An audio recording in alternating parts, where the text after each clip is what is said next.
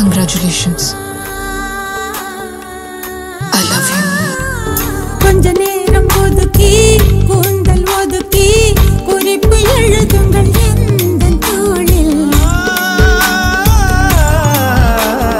பிழி ஒன்றை எடுத்து தேனில் நனைத்து கையொப்பம் இடுவேனும் தன் மார்பில். உலகம் வாழ நிதி ஒதுக்கு என் உயிரும் வாழ மடி ஒதுக்கு. அரசன் வாழ விதி